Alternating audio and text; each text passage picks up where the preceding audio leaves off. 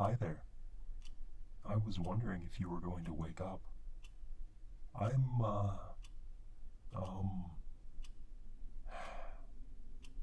apology is really too strong of a word here, and it's not really an apology I want to make. I guess I'm not trying to excuse myself so much as explain myself. So, I'd like to at least explain what's going on, even though I'm in no way sorry I'm doing it. I guess I'll start with the paralysis. You're probably wondering why you're tasting and smelling something metallic. That would be the chemical cocktail I used on you while you were sleeping. Did you know you sleep with your mouth hanging open? It's kinda cute in a way. So, yeah, just a chemical-soaked rag slapped over your face in the dark while you slept. And now your mouth tastes like pennies, and you can't move. Or talk, or make much of any sound, really. These are useful things, as you'll see in a bit, because what I need to do relies quite heavily on you not moving, and also on you not disturbing anyone by calling out or screaming. And, well, what I'm going to do to you is measure you. I guess I can get started on that while I explain all this. I just need my handy-dandy notebook and pen. There we go. A quick bit of demon magic to impress you with my arcane might.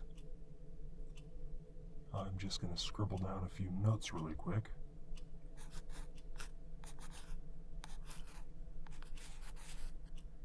See, I have a certain hobby, you might say. Well, you'd say if you could say anything, I guess.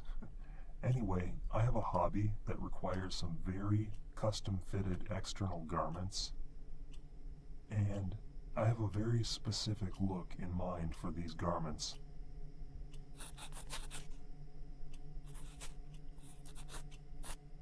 And it just so happens that you, yes, you yourself, are the spitting image of that look.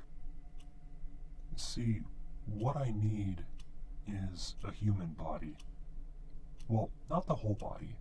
I really just need the skin. The skin is the important part.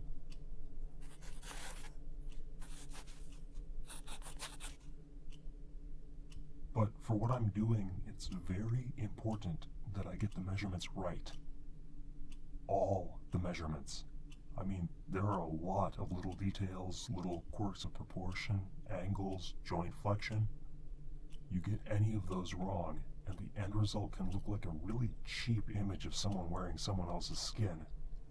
Or one of those creepy-looking Uncanny Valley androids you read about.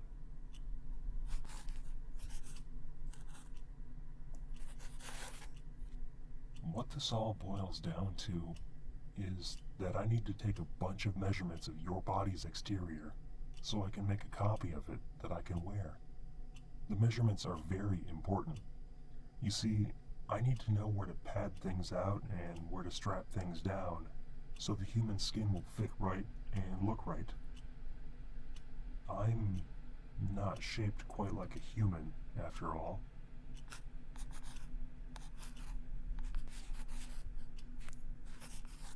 But that's not important, and it really shouldn't concern you.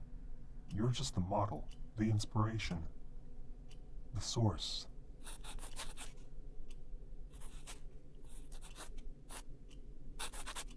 Okay, that about covers the basics I need to jot down. Now to the more exact stuff, the real hands-on measuring. Let me just get out my handy-dandy demonic measuring apparatus.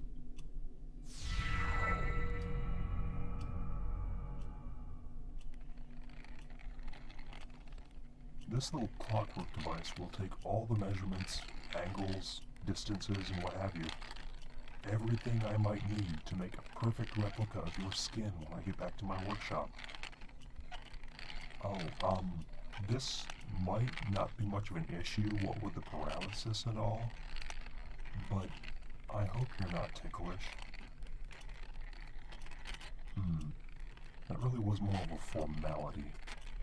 I don't particularly care if you're ticklish or not, but either way, as long as you're paralyzed, you won't screw up my measurements by twitching about.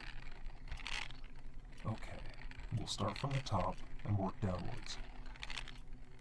Now, this device is going to feel cold on your skin wherever it touches you, like really, really cold. Just a fair warning. Alrighty, I'm going to set this thing down on your head now. It's going to just sort of poke and prod and move about and slowly make its way down your body towards your feet. I'll be writing down all the necessary measurements as it displays them. So, here we go.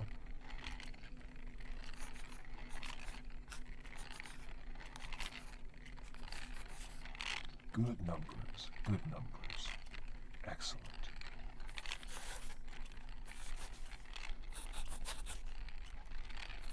Such intricate structures, the ears. No two pairs alike. That's one of the harder human features to replicate in a project like this. Hairline profile.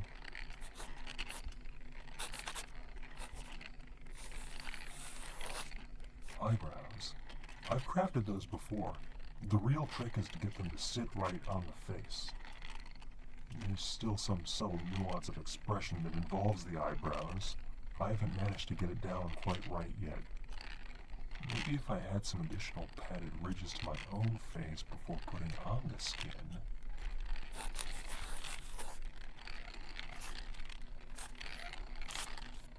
At least her eyes are similar though. That makes things easier. I just have to remember to blink both eyes at the same time. Your nose. Of all the features of the human face, the nose is the easiest one for me to get right. At least I've never noticed any problems making them. They're so fun to play with, though. Noses, I mean. They've got that little squishy bit on the end, and they just sort of stick out from your face. And the nostrils. The way they flare out and twitch the tiniest bit whenever one talks. I do want to make sure I get this nose right, though. Some of the other skin makers have trouble with noses, but I never have. I guess I must be lucky. Teeth, on the other hand. Teeth on the hand. I did that once, when I first started making human skins. I had both hands entirely covered over with teeth. It looked so stupid, but it made this really cool sound whenever I touched anything.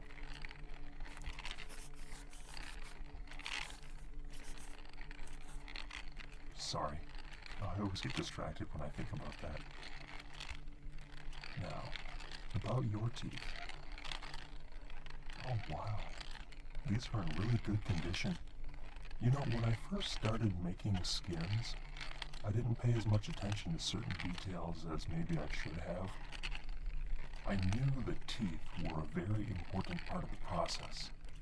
I could have told you exactly how many teeth a normal, average human should have, what the names of each tooth were, which order they went in, everything.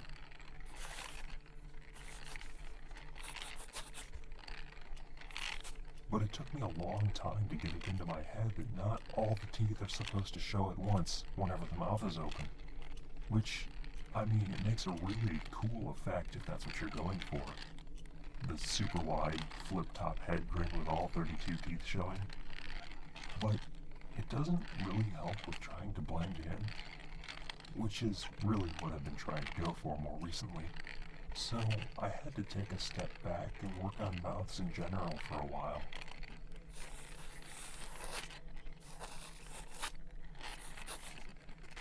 I eventually got them right.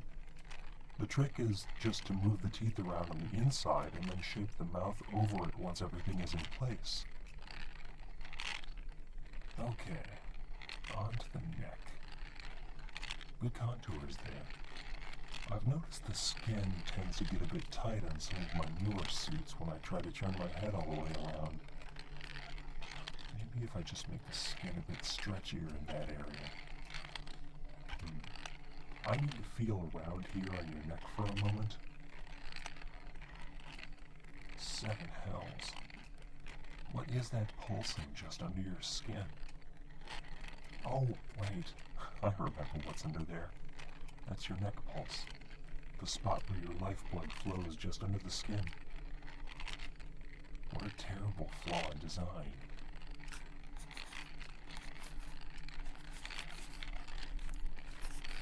I think I have what I need from there. Now, let's have a look at the rest of your body. Width across the shoulders, chest circumference, curve of the bone cage, can't forget that one.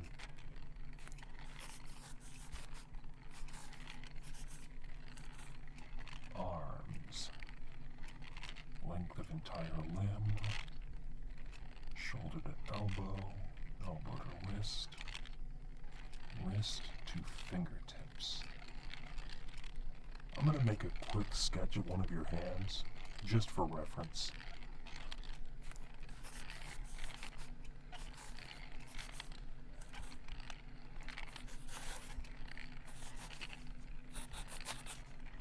I'm having a thought here. Well, 2 thoughts, really. I'm going to make a mental note to strengthen the skin on the upper part of the arms when I make this new skin. I've got this extra joint up there, you see. It's sort of like an extra elbow, almost, which is not present on the human arm. So I'll have to make some allowance for that and try to keep it from bending too much under the skin. Back to the fingers. I never know quite what to do with the fingers from skin to skin. When I first started making skins, I couldn't get the hands right. It wasn't that I got them wrong exactly. I'm actually really good at making hand skins. The problem is that I don't have as many fingers as you do.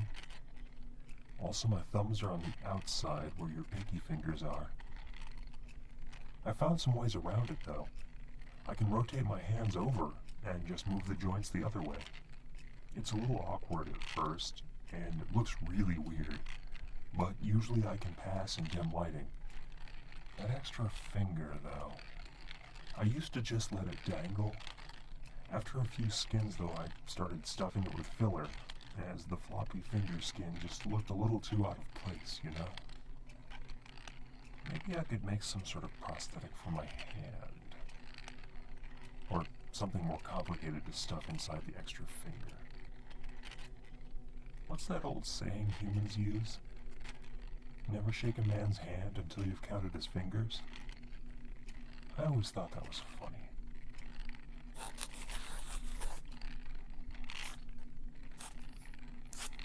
That should do well enough to work from. A few more measurements of the torso.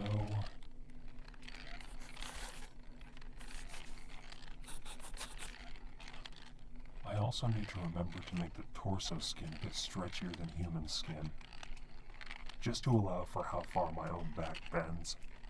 My spine is a lot more flexible than yours after all. The first time I tried on a skin that I'd made myself, the back ripped right out of it. Fortunately, I was still in my workshop when it happened. Can you imagine how embarrassing it would be to have that happen out in public?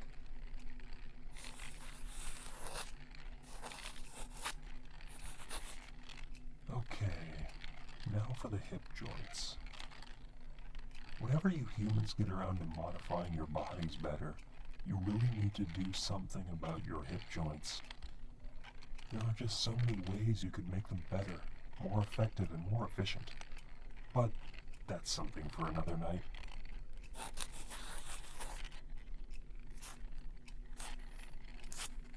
And on to the thighs and upper legs. I'm so glad this part of your anatomy is so similar to mine. It makes the fitting of the skin suits I make so much easier. I've got different muscles than you do, and my hips and knees are double jointed, so I can fake a human-style walk pretty easy. I just have to remember to make the leg skin really stretchy too, just in case I have to move my legs the other way. You know, wouldn't want the skin to rip. And your knees.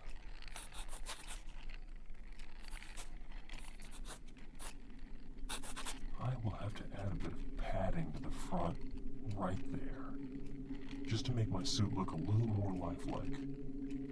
Maybe a bit of reinforcement along the back, just to keep my own knee joint from wanting to flex too far back when I walk. Lower legs.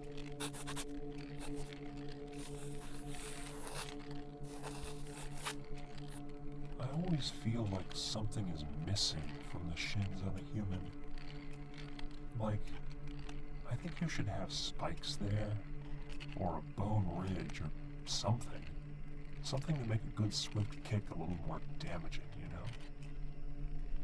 When I make the skin of you that I'm going to wear, I'll have to pad the shins a bit, just so these bone spurs of mine don't stick out quite so much.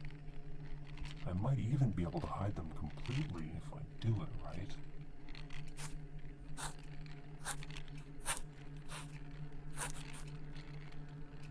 And the feet. I can never get these to come out right. Human feet are where all of my skin suits start to lose that certain something that a proper imitation of a person is supposed to have. Maybe that's just something to do with me. There's no way I could get my own feet to look like yours, pad them however I might. Unless... You know what? I'm going to do it.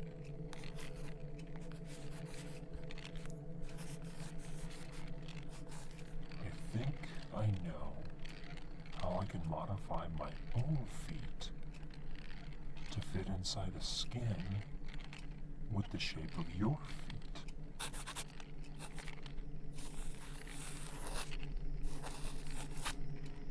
It's gonna hurt, but I'm willing to make that sacrifice.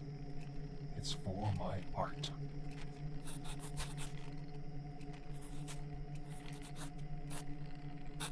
And that should about do it.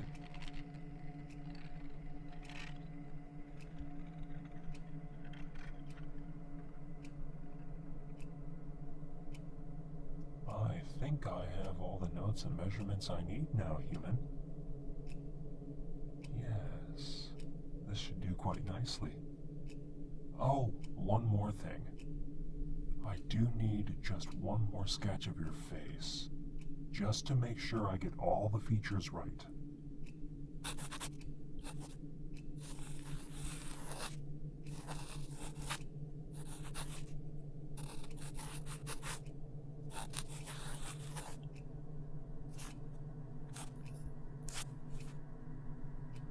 Perfect.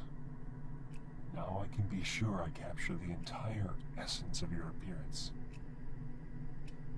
This is going to be my best skin suit yet. I can feel it. I just need to put my implements away again. Got to make sure everything is nice and neat.